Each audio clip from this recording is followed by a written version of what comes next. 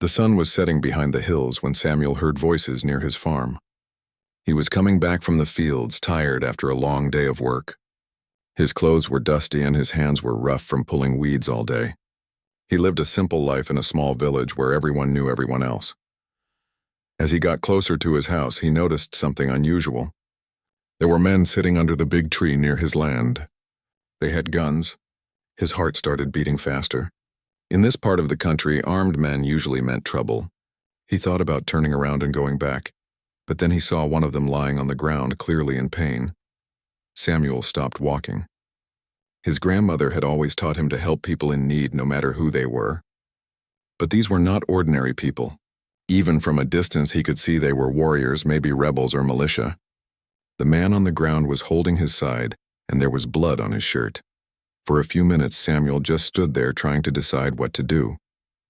His mind was telling him to walk away and pretend he saw nothing, but his heart was pulling him forward. He thought about his grandmother's words again. She used to say that kindness is never wasted, even when given to strangers.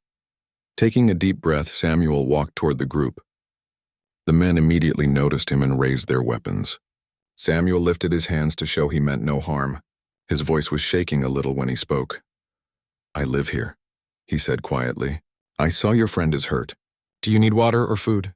The men looked at each other, surprised. One of them, a tall man with scars on his face, stepped forward. "Who are you? Why do you want to help us?" Samuel shrugged. "I'm just a farmer. I have some food inside my house. It's not much, but you're welcome to it." The wounded man on the ground opened his eyes and looked at Samuel. Even in pain, his eyes were sharp and intelligent. He was clearly the leader of this group. He studied Samuel's face for a long moment, as if trying to read his thoughts. "Bring the food," the leader said in a weak but commanding voice. Samuel nodded and hurried to his small house. His mother was inside, cooking dinner. When he told her about the men outside, her face went pale with fear. "Are you crazy?" she whispered urgently. "Those are dangerous men. We should stay away from them." "Mother, one of them is badly hurt," Samuel replied. "I can't just ignore that. What if it was me lying there? Wouldn't I want someone to help?" His mother shook her head but didn't stop him. She knew her son had a good heart, maybe too good for this cruel world. She helped him gather bread, some vegetables, and a pot of stew she had just made.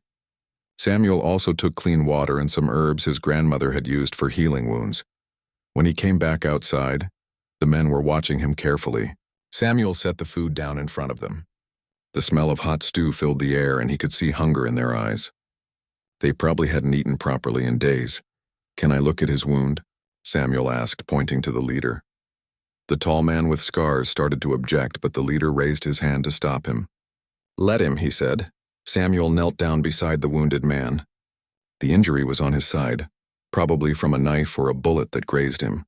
It was infected and needed to be cleaned. Samuel had helped injured animals before, and his grandmother had taught him about healing plants. He wasn't a doctor, but he knew enough to help. He worked carefully, cleaning the wound with water and then applying a paste made from the herbs. The leader didn't make a sound, even though Samuel knew it must have hurt. When he was done, Samuel wrapped the wound with clean cloth. "That should help," Samuel said, "but you need to rest and keep it clean. If you can, you should see a real doctor." The leader looked at him with an expression Samuel couldn't quite understand. It was somewhere between surprise and respect. "What's your name?" he asked. "Samuel, sir." "Samuel," the leader repeated. "You're either very brave or very foolish. Most people run away when they see us." Samuel smiled nervously. "Maybe I'm a bit of both. But my grandmother taught me that we're all just people trying to survive. Some of us just have harder paths than others." The men began eating the food Samuel had brought. They ate quickly, like they hadn't had a proper meal in a long time.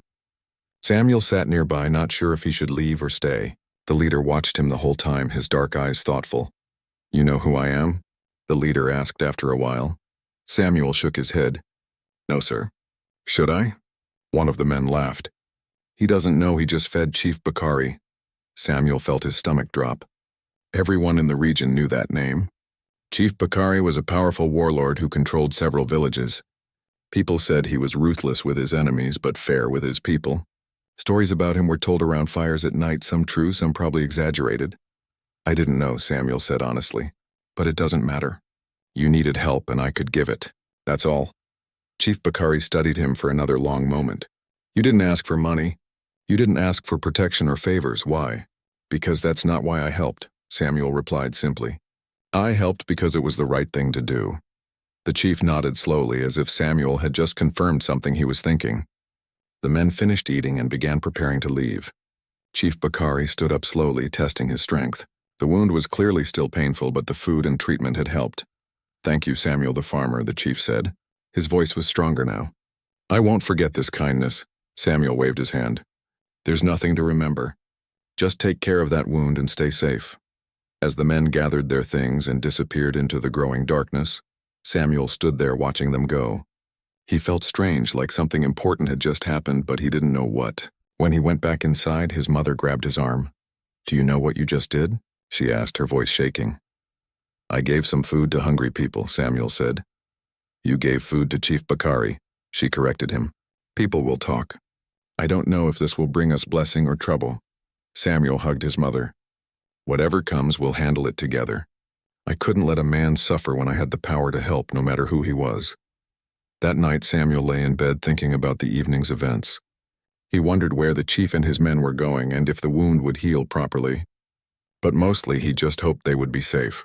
Then he closed his eyes and went to sleep, thinking that tomorrow would be just another normal day of farming. He had no idea how wrong he was. The rooster's crow woke Samuel before sunrise, just like every other morning. He stretched and yawned, his body sore from yesterday's work in the fields. For a moment he lay there wondering if last night had been a dream. Did he really meet Chief Bakari? Did he really treat the most feared warlord in the region? Then he heard voices outside again. His heart jumped.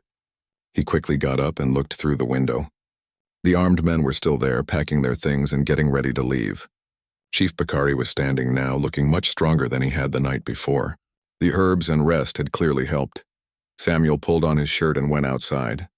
The morning air was cool and fresh.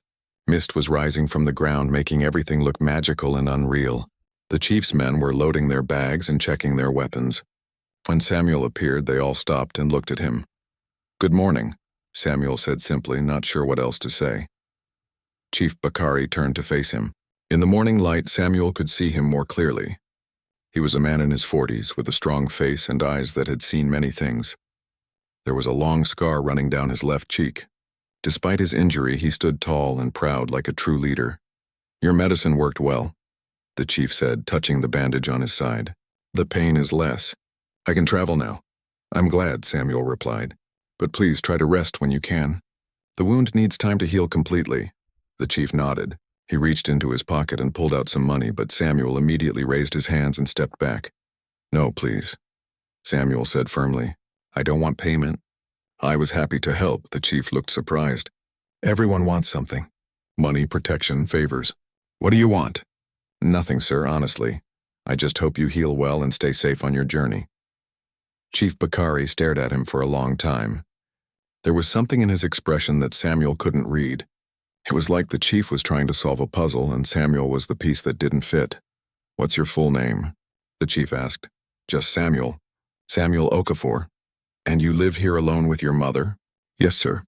It's just the two of us. My father died 3 years ago. The chief nodded slowly, taking in this information. He looked around at Samuel's small farm, the simple house, the vegetable garden. Everything about Samuel's life showed he was a poor but honest man who worked hard for every meal. Samuel Okafor, the chief said, as if memorizing the name. I will remember you. Something about the way he said it made Samuel feel strange. It sounded like more than just a polite goodbye. It sounded like a promise, though Samuel didn't know what kind. The tall man with scars came over and whispered something in the chief's ear. The chief nodded and then turned back to Samuel one last time. You showed kindness to a stranger without asking who he was or what he could give you. That is rare, very rare. In my life, I have met many people. Most want something. You are different. Samuel didn't know what to say to that, so he just smiled and shrugged. I'm just a simple farmer, sir. I do what feels right. That is exactly why you are different, the chief said. Then he did something unexpected. He placed his hand on Samuel's shoulder, a gesture of respect. May your ancestors bless you, Samuel Okafor, and may they bless you too, sir. Travel safely. The chief and his men began walking away, following a path that led through the forest. Samuel stood there watching until they disappeared between the trees. Even after they were gone, he could still feel the weight of the chief's hand on his shoulder. When he went back inside, his mother was already awake. She had been watching from the window, too afraid to come out. Now she grabbed Samuel and hugged him tight. "Thank God they're gone," she said. "I didn't sleep all night worrying about what they might do. They're not bad men, Mother. Just different from us." "Different?" His mother pulled back to look at him. "Samuel, they are warriors. They live by the gun. We live by the earth. Those two worlds should never meet." Samuel understood her fear. In this part of the country, violence was common. Armed groups fought over territory, resources, and power. Regular people like them just tried to stay out of the way and survive. Getting involved with someone like Chief Bakari could bring danger to their door. But something told Samuel that the chief was not going to cause them trouble. He couldn't explain it, just a feeling in his gut. The chief had seemed genuinely grateful for the help. And despite his fearsome reputation, he had been respectful and even kind. After breakfast, Samuel went to work in his fields as usual. The corn was growing well and the bean plants needed weeding. He lost himself in the familiar rhythm of farm work, his hands in the soil, the sun warming his back. This was his life. Simple, hard, but honest. Around midday, his neighbor, an old man named Mr. Chukwu, came rushing over. His eyes were wide with excitement and fear. "Is it true?" he asked breathlessly. "Did Chief Bakari really sleep near your farm last night?" News traveled fast in the village, Samuel thought. "Yes, it's true. He was wounded, so I gave him some food and medicine." Mr. Chukwu's mouth fell open. "You gave him food?" "Just like that." "Did he pay you?" "No, and I didn't want payment. He needed help, so I helped him." The old man shook his head in disbelief. "You're either blessed or cursed, young man. I don't know which. Chief Bakari is not someone to get involved with. He has enemies. What if his enemies think you're on his side now? What if they come here?" This thought hadn't occurred to Samuel, and it made his stomach tighten with worry. "I didn't think about that. I just saw a man in pain." "That's because you have your grandmother's heart," Mr. Chukwu said, his voice softer now. "She was the same way, always helping people. But these are dangerous times, Samuel. Kindness can be a weakness. Or maybe it's the only thing that makes us human," Samuel replied quietly. The old man sighed and patted his shoulder. "Just be careful, son. Watch your surroundings. If any strangers come around asking questions, let me know."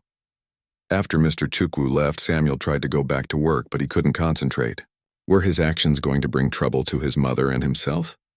Had he made a terrible mistake by helping the chief? These questions circled in his mind like vultures. That evening, more neighbors came by, all curious about what had happened. Some praised Samuel for his bravery. Others warned him to be more careful.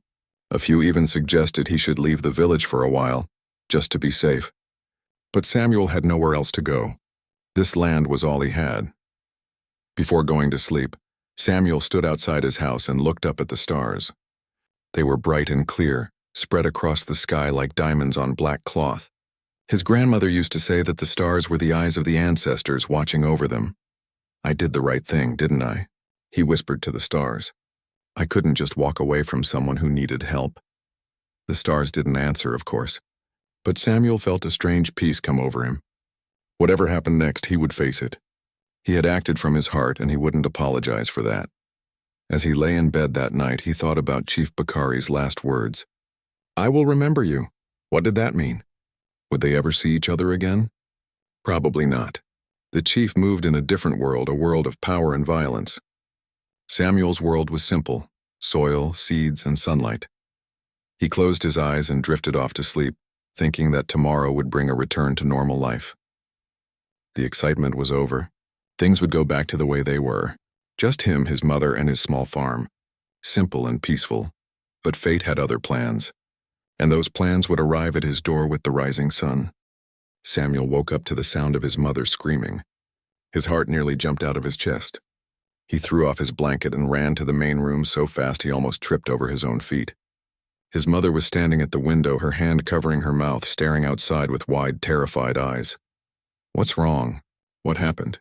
Samuel rushed to her side and looked out the window. What he saw made his blood run cold. There were people everywhere. At least 20 armed men surrounded his house. and in the middle of them stood 5 women dressed in beautiful traditional clothes. Behind them were goats, chickens in cages, and men carrying heavy bags. It looked like a wedding procession had arrived at their door. What in the world? Samuel muttered, his mind trying to make sense of the scene. One of the armed men, the same tall one with scars from yesterday, stepped forward and knocked loudly on the door. Samuel's hands were shaking as he opened it. The morning sun was just rising, painting the sky pink and orange. It should have been a beautiful morning. Instead, it felt like a nightmare. Samuel Okafor? The scarred man asked, though he clearly already knew who Samuel was. Yes, that's me. What's going on? Why are all these people here? The man smiled, but it wasn't a friendly smile. It was the smile of someone who knew something you didn't. Chief Bakari sends his greetings. He was very grateful for your kindness yesterday.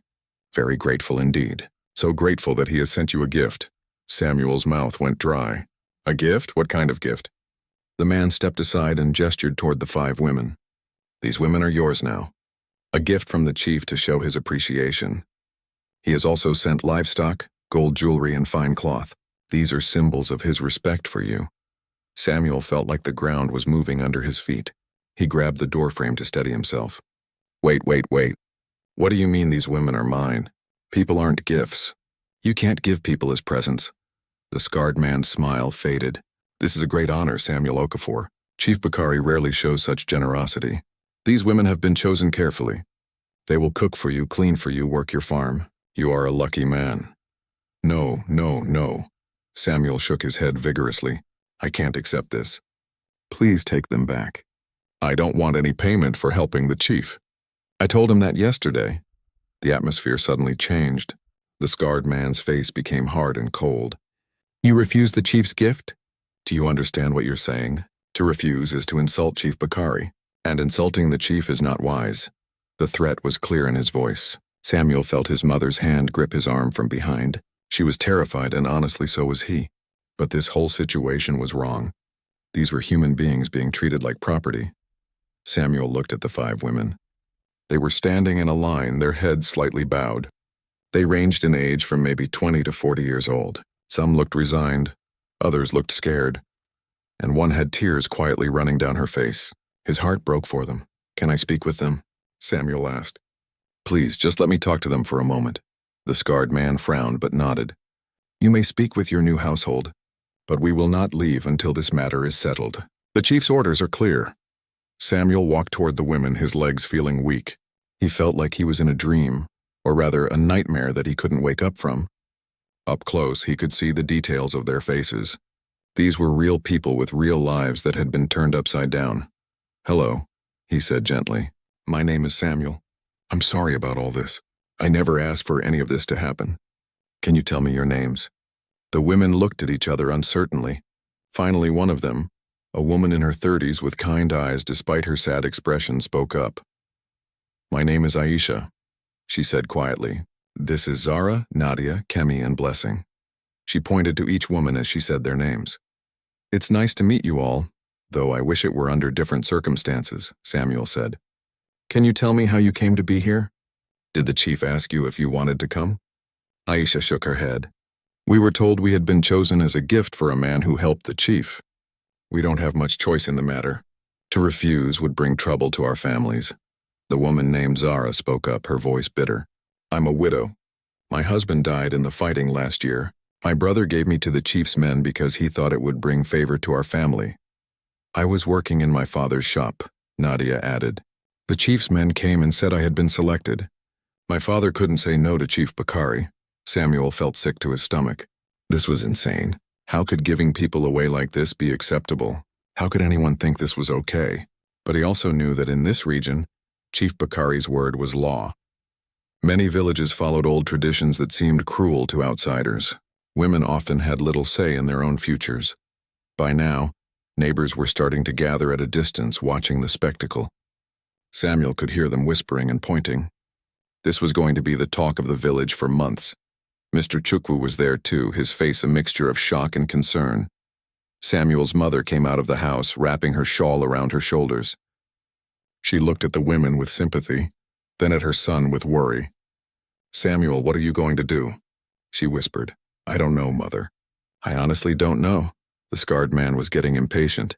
Samuel Okafor, time is passing. We must return to the chief with confirmation that his gift has been accepted. What is your answer? Samuel's mind was racing. If he refused, the chief might see it as an insult. That could mean danger for him and his mother. Maybe even danger for the women themselves. But if he accepted, what did that make him? How could he just go along with treating people like objects? What happens to these women if I refuse? Samuel asked. The scarred man shrugged. They will be returned to the chief. He will decide what to do with them. Perhaps he will give them to someone else. Perhaps he will send them back to their families in disgrace. That is not your concern. It is my concern, Samuel said firmly. Everything about this is my concern because you've brought it to my door. He looked at the 5 women again. They were watching him with a mixture of hope and fear. They had no power in this situation. Their futures were being decided by men, as it had probably been all their lives. Samuel thought about his grandmother again. She had been a strong woman who spoke her mind even when others told her to be quiet. She had taught him that every person deserves dignity and respect. An idea was forming in his mind. It was crazy, maybe even dangerous, but it might be the only way to protect these women and not insult the chief. I will accept the chief's gift, Samuel said slowly. The scarred man smiled, but Samuel held up his hand. But on my own terms. These women will stay here, but they will be free. They can work if they choose, they can leave if they want. They can make their own decisions. I will not treat them as servants or property. The scarred man looked confused. That is not how things are done. It's how I do things, Samuel said, standing straighter. Tell Chief Bakari that I accept his gift with gratitude, and I promise to treat these women with honor and respect. If he has a problem with that, he knows where to find me. For a moment, there was complete silence. The armed men looked at each other, unsure how to respond. The women were staring at Samuel like he had grown a second head. Even his mother was looking at him with surprise. Finally, the scarred man laughed, though it sounded more bewildered than amused. You are a strange man, Samuel Okafor. Very strange. But I will deliver your message to the chief. He will be interested to hear this. The men began unloading the gifts. 3 goats, 24 chickens, bags of gold jewelry, and bolts of expensive cloth. They piled everything in front of Samuel's small house. Then, without another word, they mounted their vehicles and drove away, leaving behind a cloud of dust and 5 confused women. Samuel turned to face them. They were all staring at him with expressions he couldn't quite read. Fear? Hope? Confusion? Probably all 3. Look, he said, running his hand through his hair. I know this is a weird situation. I didn't ask for any of this, and I'm sure you didn't either. But you're here now, and I want you to know that you're safe. You're not prisoners. You're not servants. You're just people who ended up in a strange situation, same as me. Aisha was the first to speak. What do you mean we're free? Free to do what? Free to do whatever you want, Samuel replied. Stay, go work, rest. Whatever you choose. This is your life, not mine to control. The woman named Blessing, who had been crying earlier, spoke for the first time. No man has ever said such things to us. Why are you different? Samuel thought about that question. I guess because my grandmother raised me to see people as people, not as things to own or use. She would be very angry at this whole situation. And she would be even angrier if I went along with it. His mother came forward and looked at the 5 women with kindness. You must all be tired and confused. Come inside. We'll make tea and figure this out together. As the women slowly filed into the small house, Samuel looked at all the gifts piled in his yard. The goats were bleating, the chickens were clucking, and the gold jewelry was glinting in the morning sun. He had woken up this morning as a poor farmer. Now suddenly he was responsible for 5 people's lives and owned more wealth than he had seen in years. What have I gotten myself into? He muttered to himself. The tea was hot and sweet, but nobody seemed to really taste it. Samuel, his mother, and the 5 women sat in the small main room of the house, the silence so thick you could almost touch it. Nobody knew what to say. How do you start a conversation in a situation like this? Finally, Samuel's mother broke the silence. You girls must be hungry. Let me prepare some food. Please let us help, Aisha said quickly, standing up. We're supposed to work, aren't we? You don't have to do anything, Samuel said gently. My mother offered because she's kind, not because she expects you to serve us. The women exchanged glances. They seemed unable to understand this concept. Zara spoke up, her voice suspicious. What do you want from us then? Men always want something. Samuel could see the pain and distrust in her eyes. These women had clearly been through difficult things. They had learned not to trust men's words, only their actions. I don't want anything except for you to be okay, Samuel said honestly. Look, I know this sounds impossible to believe, but I'm just a farmer who helped an injured man. I never expected any reward, and I certainly never expected people to be given to me like goats or chickens. But that's what we are to most people, Nadia said quietly. Things to be given away or sold. Our opinions don't matter. Samuel felt anger rising in his chest, but not at the women, at the system, at the traditions, at the way the world treated people as property. His hands clenched into fists on his knees. That's not right, he said firmly. That's not how it should be. People aren't things. You're not things. Kemi, who had been silent until now, spoke up. She was the youngest of the five, probably only 20 years old. My family was so happy when the chief's men chose me. They said it was an honor. They said I should be grateful. But I didn't want to leave. I had a boy I liked in my village. Now I'll never see him again. Tears started rolling down her cheeks. Blessing, sitting next to her, put an arm around her shoulders. Samuel's mother brought over a cloth for Kemi to dry her eyes. This is all wrong, Samuel said, standing up and pacing the small room. Everything about this is wrong. But I don't know how to fix it. If I send you back, what happens? Will the chief punish you? Will your families be shamed? Yes, Aisha said simply. To refuse the chief's gift would bring shame on all of us. Our families might suffer. We might suffer. That's just how things work.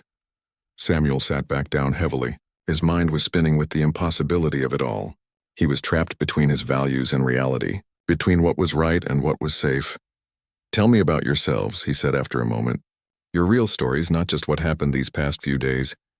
I want to understand who you are. Slowly, haltingly, the women began to share. Aisha was a healer who knew traditional medicine. Her husband had died of disease 5 years ago, leaving her alone. She had been supporting herself by treating people in her village until the chief's men came. Zara had been married to a fighter who died in combat. She had 2 children who are now living with her brother's family. She was given away partly to reduce the burden on her brother and partly to gain favor with Chief Bakari. Nadia came from a merchant family. She was educated and could read and write, which was rare for women in their region. Her father had given her up because refusing the chief could ruin his business. Kemi had been living with her parents, helping with farming and household work. She had dreams of maybe moving to the city one day, but those dreams died when the chief's men selected her. Blessing was the oldest, maybe 40 years old. She had never married because she had spent her life caring for her sick mother. When her mother died last year, her brothers decided she was a burden and gave her to the chief when the opportunity came. Each story broke Samuel's heart a little more. These were real people with real dreams and real pain, and now they were sitting in his house, their futures uncertain, their choices taken away. I need to think, Samuel said, standing up again. This is too big a decision to make quickly. I need to be smart about this for your sakes and mine. He walked outside into the bright afternoon sun. The goats were grazing on the grass near his house. The chickens were pecking at the ground. Everything looked so normal, but nothing was normal anymore. Mr. Chukwu was still nearby, pretending to work on his own farm but clearly keeping an eye on Samuel's place. When he saw Samuel come out, he walked over. How is it going in there? The old man asked. Complicated, Samuel sighed. These women have lives, families, dreams.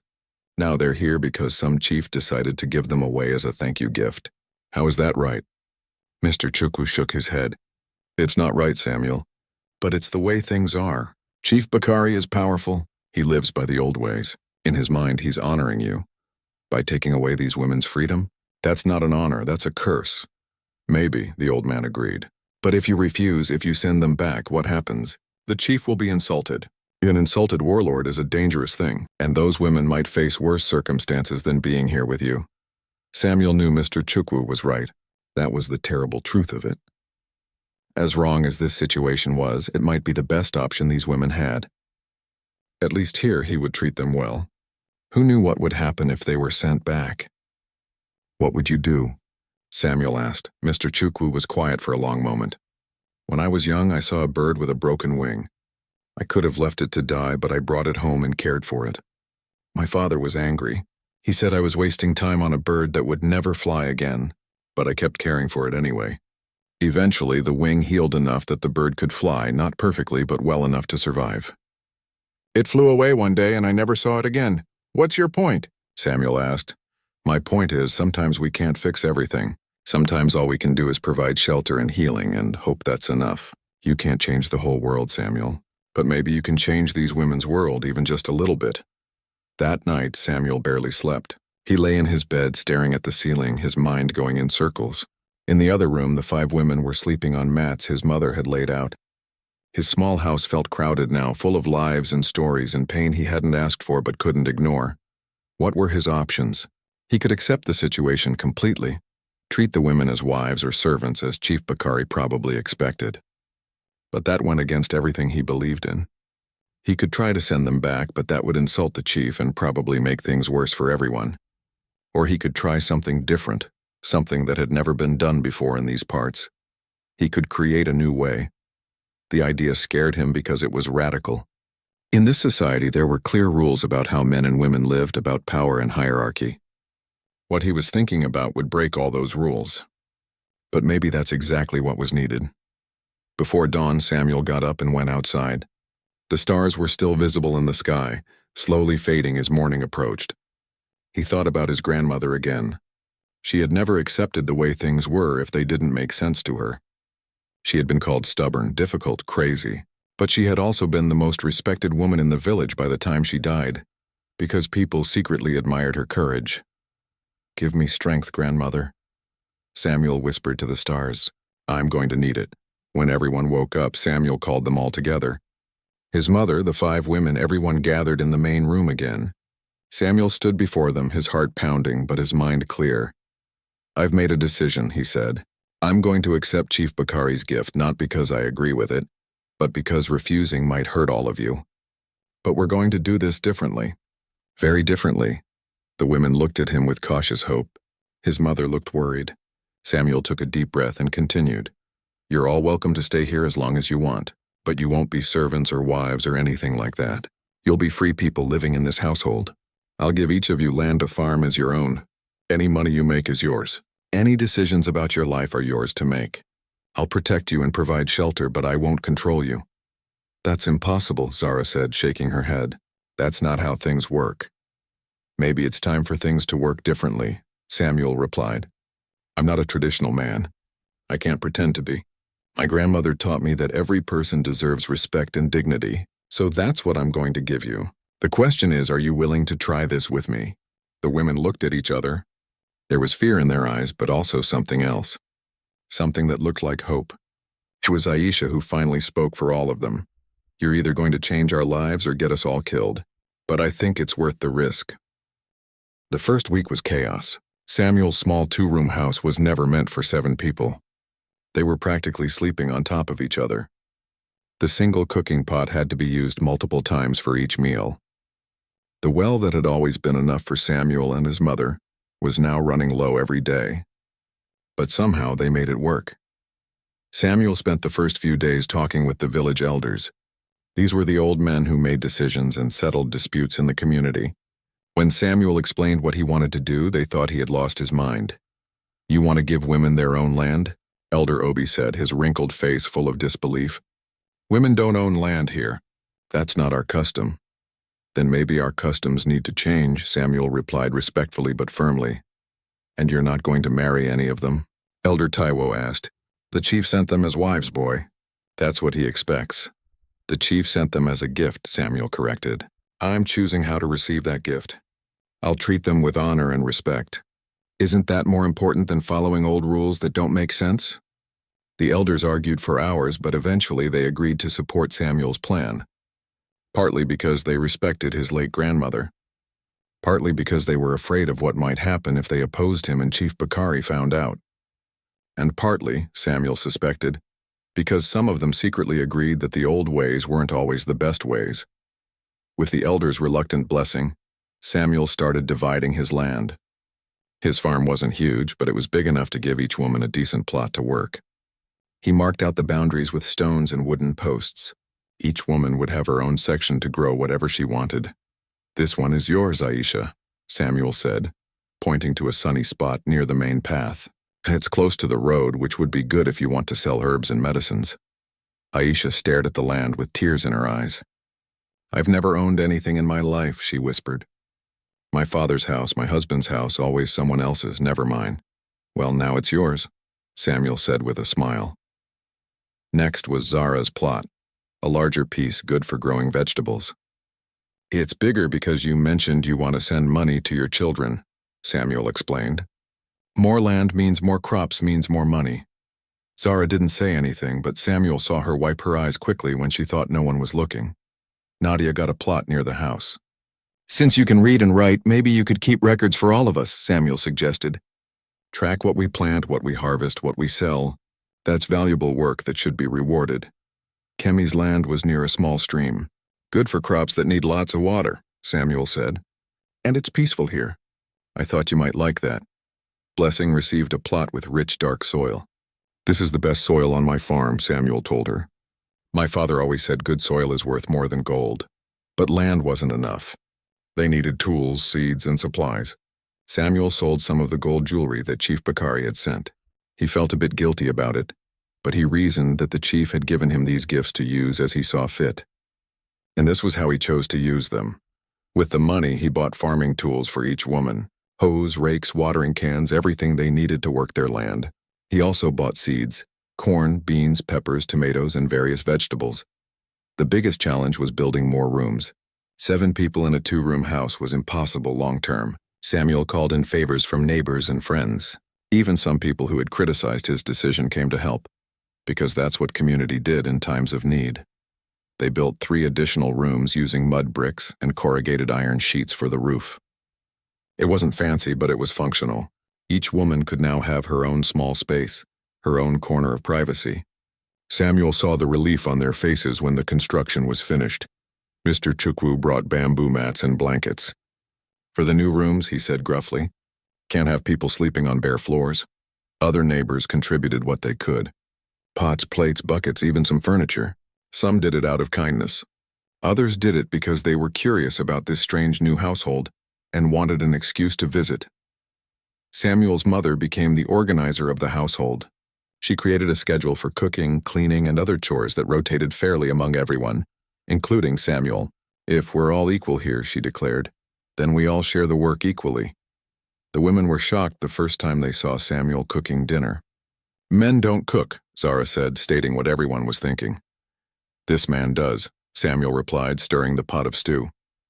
Besides, my mother taught me. She said a man who can't feed himself is half a person. Slowly, the women began to relax.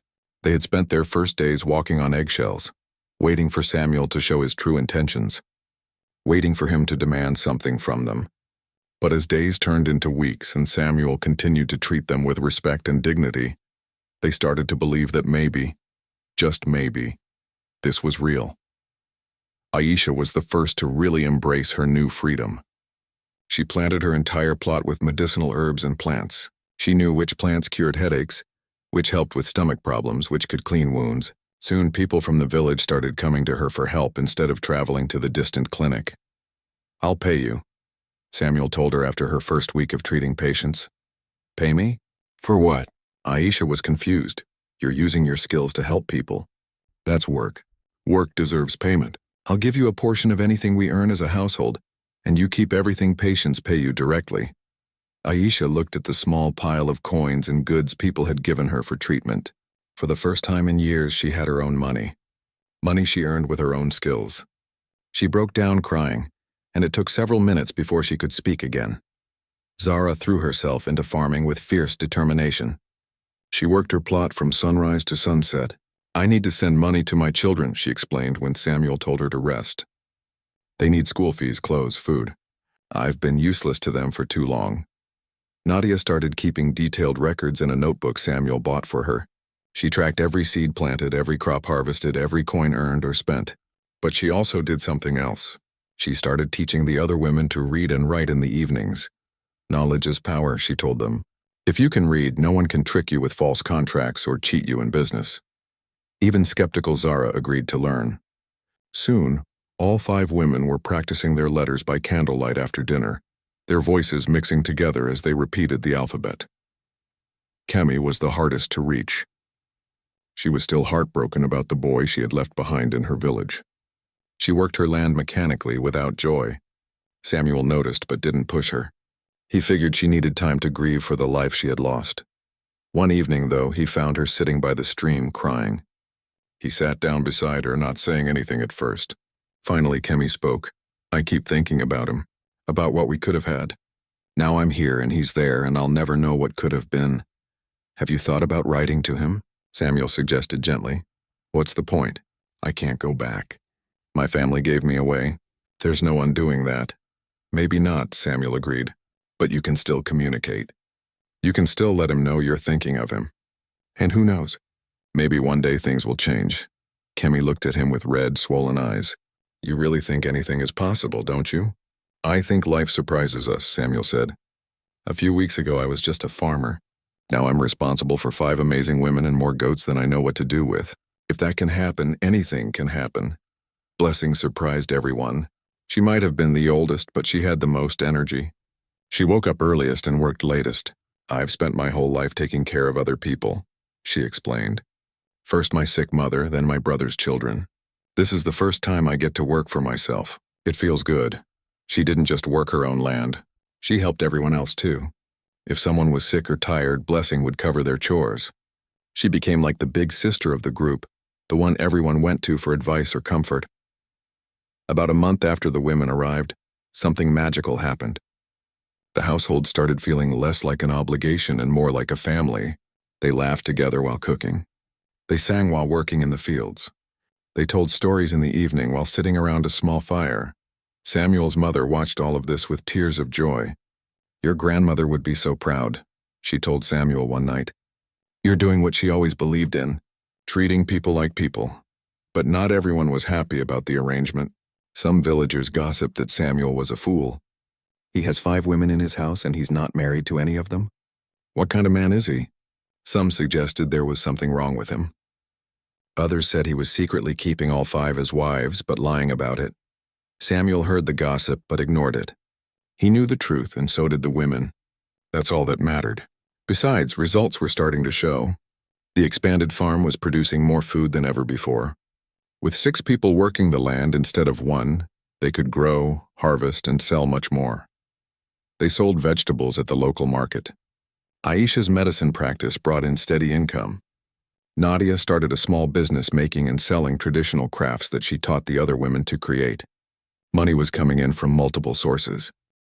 3 months had passed since the women arrived, and Samuel's farm had transformed into something nobody could have imagined. What started as chaos had become a thriving cooperative where everyone had a role, a voice, and a future. The morning routine had become almost musical. Samuel would wake up first, starting the fire and boiling water for tea. Then Blessing would join him, humming old songs as she prepared breakfast. One by one, the others would wake up, and soon the house would be filled with the sounds of life. Conversation, laughter, the clinking of pots and dishes. After breakfast, everyone went to their own work. But it wasn't separate anymore. They had learned to help each other, to combine their skills in ways that made everyone stronger. Aisha's medicine practice had grown beyond anyone's expectations. People came from villages hours away to see her.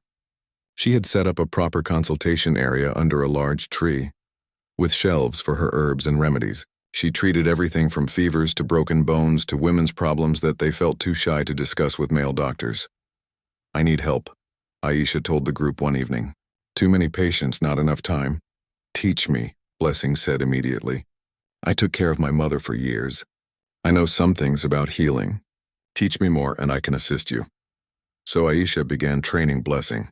The older woman proved to be a quick learner with gentle hands and a soothing presence that made patients feel safe. Soon they were working together, and the medicine practice doubled its capacity. Zara had turned her plot into a vegetable garden that was the envy of the entire region. Her tomatoes were redder, her peppers were spicier, and her onions were bigger than anyone else's. But more importantly, she had figured out crop rotation and soil management techniques that kept the land productive season after season. "How do you do it?" other farmers would ask her at the market. Zara would smile mysteriously. "Love and science," she'd say. Then she'd explain her methods to anyone willing to listen. She had no interest in keeping secrets. If everyone grew better crops, everyone would eat better. The money from her sales went straight to her children. Every 2 weeks, Samuel helped her send funds to her brother's house where her son and daughter lived. She kept a notebook where she tracked every coin, planning for the day when she might have enough to bring her children to live with her. "Do you think I could do that?" she asked Samuel one day. "Bring them here?" "This is your home now, too," Samuel replied. "If you want your children here, we'll make it work. We'll build more rooms if we need to." Zara had cried then, something she rarely did. The possibility of reuniting with her children seemed like an impossible dream, but Samuel made it sound real. Nadia had become the business brain of the operation. Her literacy and math skills made her invaluable. She negotiated with market vendors, kept all the financial records, and even started teaching the other women basic accounting. But she also discovered a talent she didn't know she had. She started making beautiful woven baskets from local reeds and grasses. The patterns were intricate and unique. When she brought the first batch to market, they sold out in hours. "Can you teach us?" Kemi asked, eyeing the baskets with interest. "Of course," Nadia replied, and so began their evening craft sessions. After dinner, the women would sit together, their hands working the reeds into beautiful patterns while they talked about their days, their dreams, their lives. The baskets became popular. So popular that they couldn't keep up with demand. Nadia had an idea. "What if we hire other women from the village? Teach them the craft, pay them fairly for their work, and sell more baskets?" Samuel loved the idea. "Let's do it." Within a month, 5 more women from neighboring areas were coming to their farm twice a week for training and work. They would weave baskets together, getting paid for each one they completed. The women were grateful for the extra income, and Samuel's household became known as a place where women could earn honest money. Kemi had been the slowest to heal emotionally, but she was finally starting to smile again. She had taken Samuel's advice and written to the boy from her village. To her surprise, he wrote back. They began exchanging letters regularly, and while neither of them knew what the future held, the connection helped Kemi feel less alone. Her plot near the stream had become a beautiful garden with flowers mixed among the vegetables.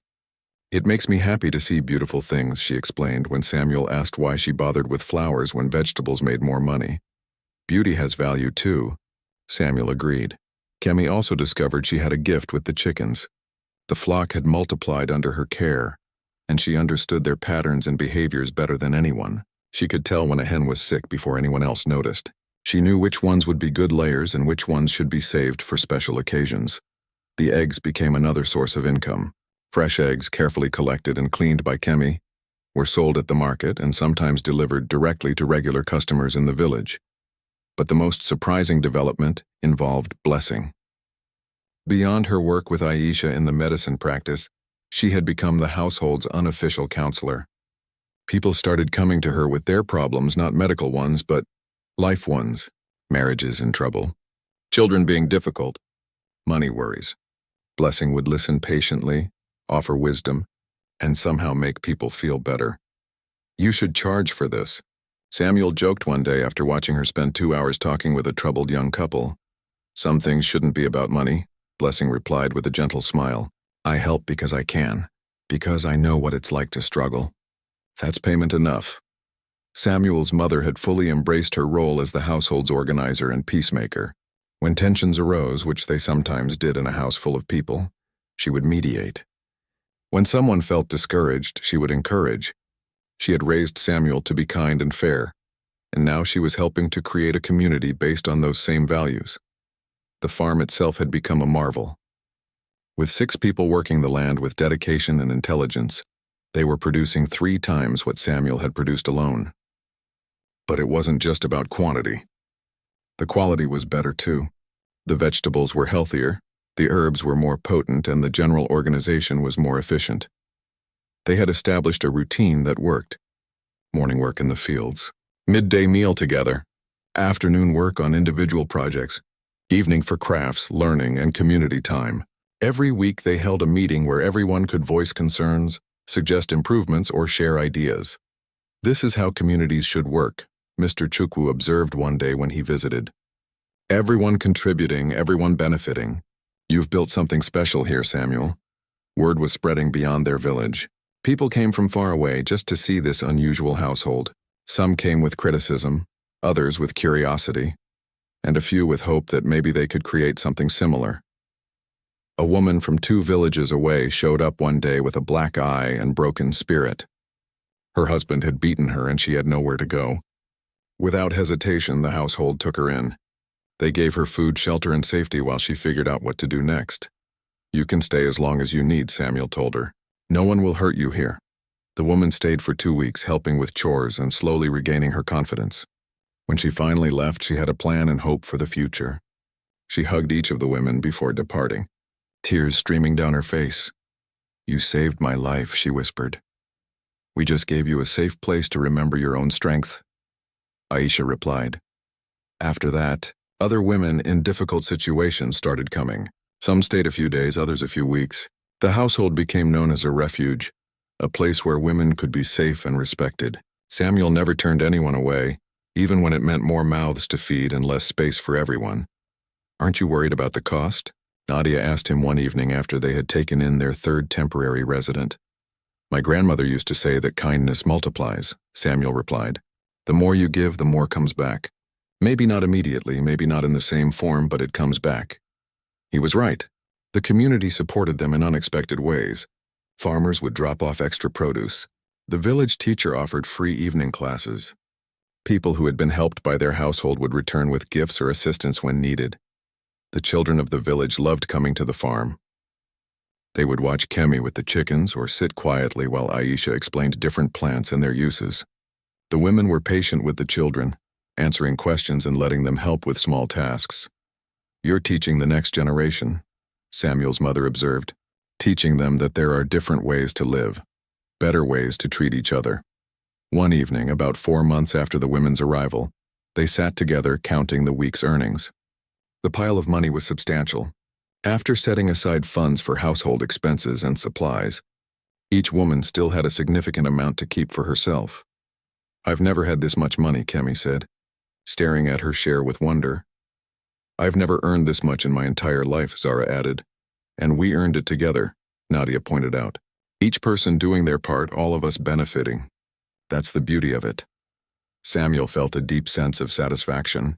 Not pride exactly, but something more profound. He had followed his heart and his grandmother's teachings, and somehow it had worked. It was a Saturday morning, 6 months after the women had arrived, when the sound of vehicles approaching made everyone stop what they were doing. That sound meant only one thing in this remote area: important visitors or trouble. Sometimes both. Samuel was working in the field with Zara, discussing the next crop rotation. Aisha and Blessing were treating patients under their tree. Nadia and Kemi were at the house preparing the weekly inventory. Everyone froze, listening to the engines getting closer. "It's him," Zara whispered, her face going pale. "I know the sound of his vehicles. Chief Bakari is coming." Samuel's heart started pounding. He had known this day might come, but he hadn't known when or how. For months, he had heard nothing from the chief. He had started to hope maybe the chief had forgotten about them, moved on to other concerns. Apparently not. "Everyone stay calm," Samuel said, trying to sound more confident than he felt. "We've done nothing wrong. We've honored his gift by treating these women well. Remember that." The vehicles pulled up near the house, kicking up clouds of dust. 3 trucks full of armed men. And there, getting out of the middle truck, was Chief Bakari. He looked healthier than the last time Samuel had seen him. The wound completely healed. The chief's eyes scanned the property, taking in everything: the expanded house, the organized farm plots, the medicine area under the tree, the women working confidently and openly. His expression was unreadable. Samuel walked forward to greet him, his legs feeling weak but his head held high. Chief Bakari, welcome. "It's good to see you looking so well." The chief studied him for a long moment. "Samuel Okafor, I have been hearing interesting stories about this place. Very interesting stories. I decided I needed to see for myself." "You're always welcome here, sir," Samuel replied. "Would you like some water, food?" "Please come sit in the shade." The chief nodded and walked toward the large tree where Aisha and Blessing had been working. They quickly moved their medicine supplies aside to make room for chairs. Samuel's mother brought out their best chairs and some fresh water. The armed men stayed by the vehicles, watching everything. The women tried to continue their work, but Samuel could see their hands shaking. They were terrified, and he couldn't blame them. This man had the power to change everything with just a word. "I gave you 5 women," the chief said after taking a long drink of water. "I expected to return and find you with 5 wives. A big family, many children perhaps. That is the custom." Samuel took a deep breath. This was the moment of truth. "Yes, sir. I understand that was the expectation. But I chose a different path." "So I have heard," the chief said, his voice giving away nothing. "Tell me about this different path." So Samuel explained. He told the chief about giving each woman her own land, her own income, her own choices. He explained how they had built a cooperative where everyone contributed and everyone benefited. He described the medicine practice, the basket business, the vegetable gardens, the way they helped other women in need. The chief listened without interrupting, his dark eyes moving between Samuel and the women working in the distance. When Samuel finished, there was a long silence. Samuel's heart was beating so hard he thought everyone could hear it. "You disrespected my gift," the chief finally said. Samuel's stomach dropped. Here it came. The anger, the consequences. "I gave you women to be your wives, to serve you, to increase your household in the traditional way. Instead, you made them into farmers and businesswomen.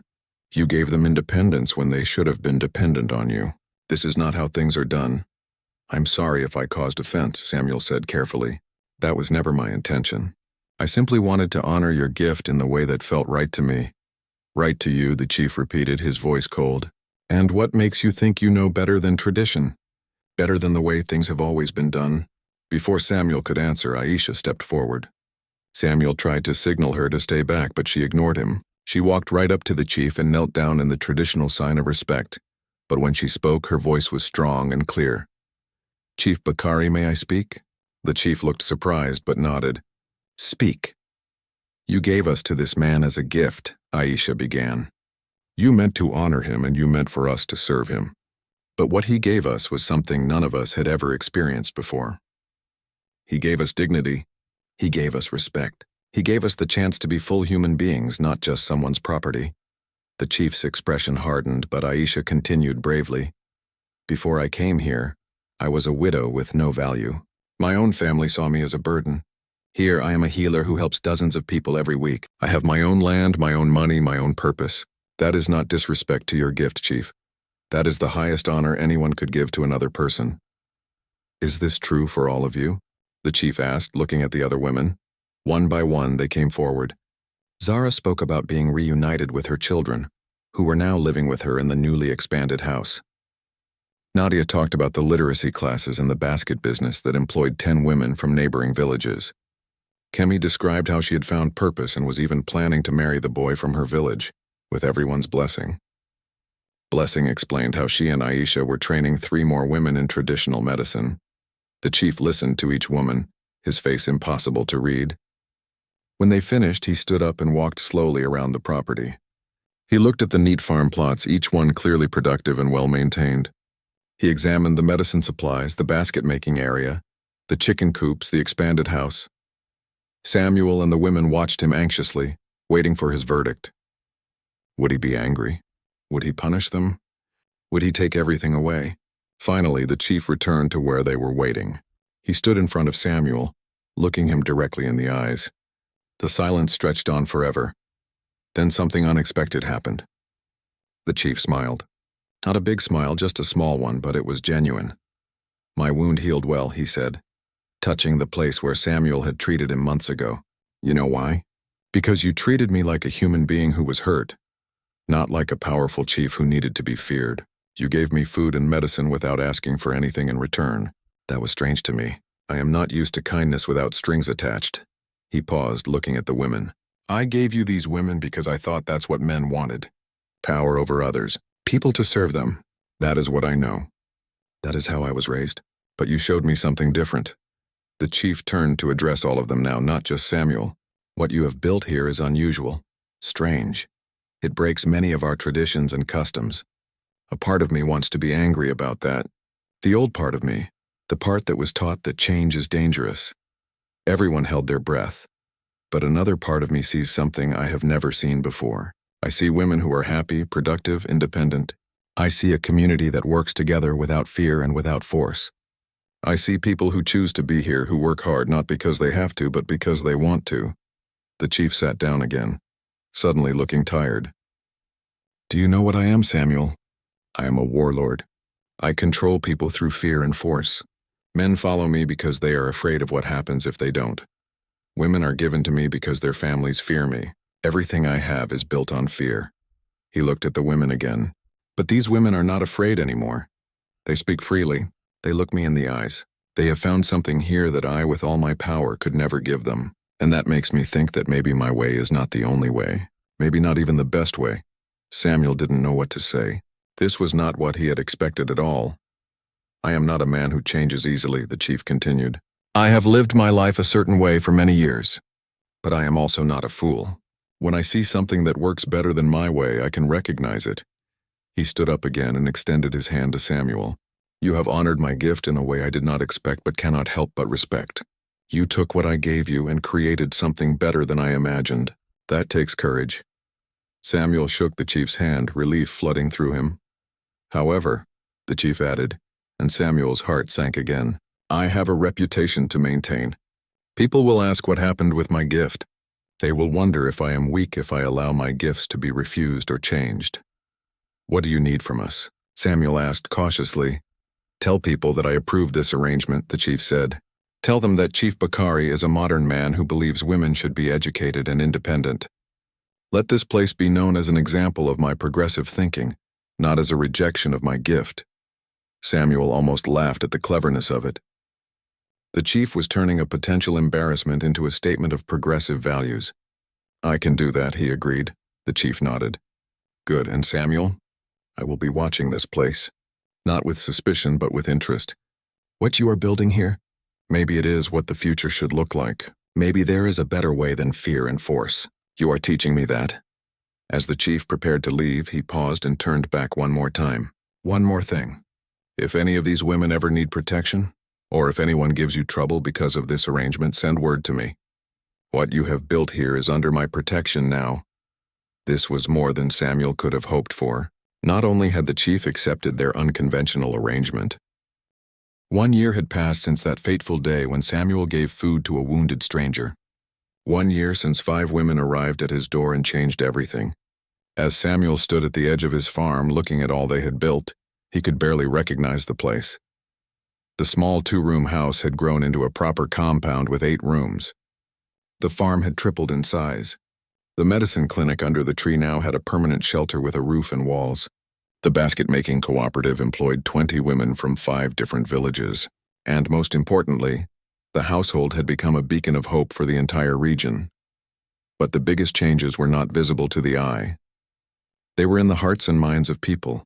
Samuel learned through Mr. Chukwu that Chief Bakari had started making changes in his own territories. Small changes at first. He stopped forcing families to give their daughters away as tributes. He began paying women who worked in his compounds fair wages instead of treating them as servants. He even started a school in his main village where girls could learn to read and write alongside boys. People are shocked, Mr. Chukwu reported with a grin. The great Chief Bakari becoming soft in his old age, they say. But others say he's becoming wise, showing that true strength is not just about force. Samuel smiled at the news. The chief was keeping his word about being interested in new ways of doing things.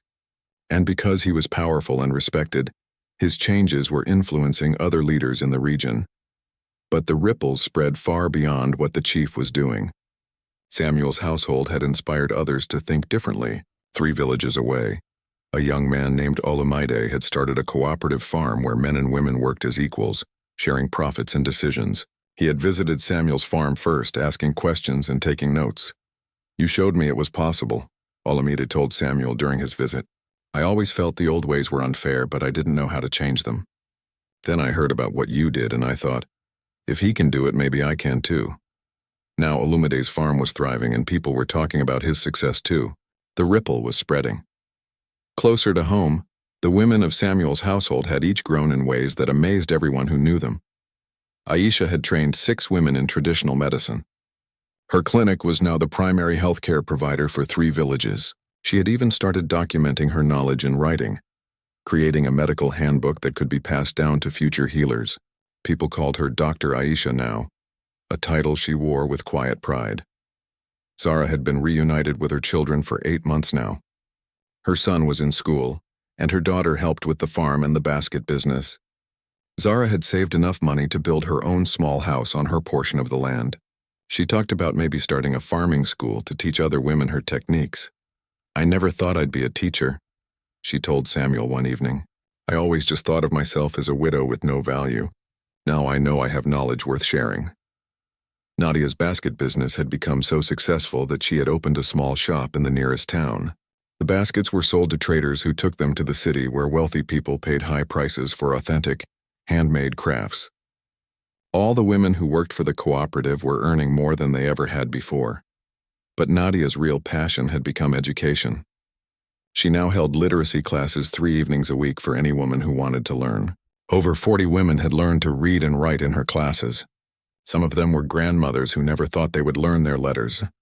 "Education is freedom," Nadia would tell her students. "When you can read, nobody can trick you. When you can write, you can tell your own story." Kemi had married her sweetheart from the village in a beautiful ceremony 6 months ago, but instead of moving away, she and her husband had decided to stay and help expand the cooperative. Her husband was a carpenter, and he had built proper structures for the chickens and helped construct the new rooms. He had been skeptical at first about the whole arrangement, but seeing how happy and confident Kemi had become, he embraced the community's values. "I'm learning a lot here," he admitted to Samuel. "My father raised me to think men should be in charge of everything. But watching how you all work together, I see that partnership is stronger than authority." Blessing had become the heart and soul of the community.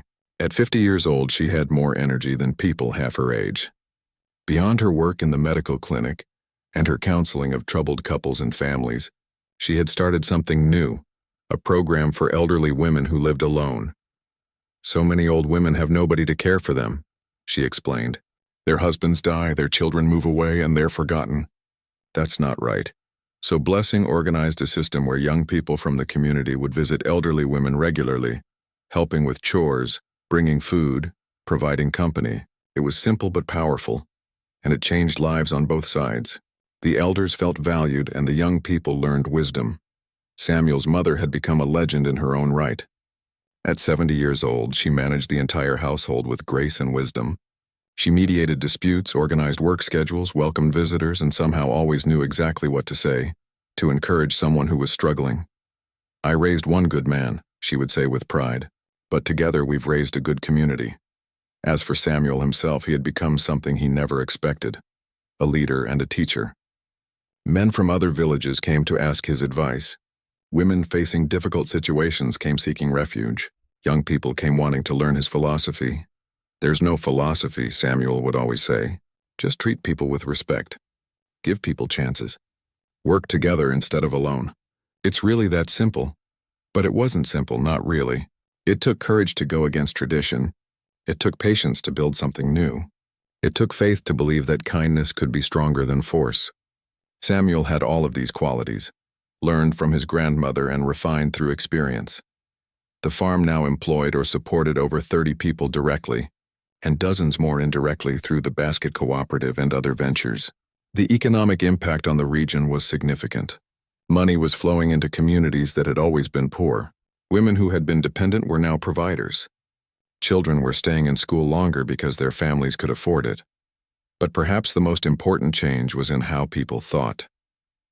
The idea that women could be educated, independent, and successful was no longer radical. It was becoming normal.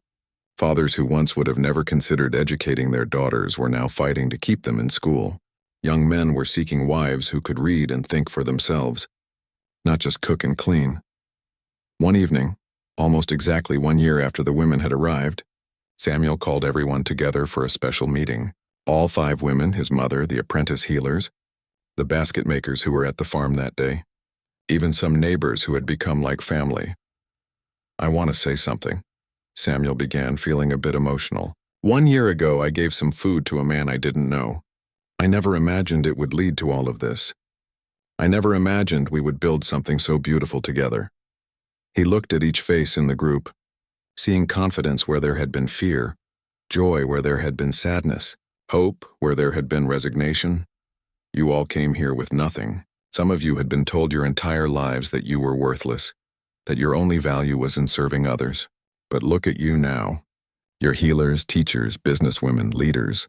You're changing not just your own lives, but the lives of everyone around you. Aisha smiled at him. You gave us the chance, Samuel. You saw us as people when others saw us as property. No, Samuel shook his head. I just opened a door. You're the ones who walked through it and built something amazing on the other side. I'm proud of you. I'm proud of us. I'm proud of what we've shown is possible. Blessing wiped tears from her eyes. Do you know what the greatest gift is that you gave us, Samuel? It's not the land or the money or even the freedom, though those are all precious. The greatest gift is that you made us believe we were worthy of those things. You made us see ourselves differently. My grandmother used to say that every person carries greatness inside them, Samuel said. Sometimes they just need someone to believe in them first so they can learn to believe in themselves. Well, we believe now, Zara said firmly. And we're teaching our children to believe. And they'll teach their children. That's how the world changes, one belief at a time. As the meeting ended and people drifted away to their evening tasks, Samuel sat alone for a moment, watching the sun set over the farm. He thought about that night 1 year ago when he saw an injured man and made the choice to help. It had been a small choice at the time, made from instinct and kindness rather than any grand plan. But that small choice had created ripples that spread farther than he ever imagined. Chief Bakari was changing his ways. Other communities were starting cooperatives. Women were learning to read. Children were seeing new possibilities for their futures.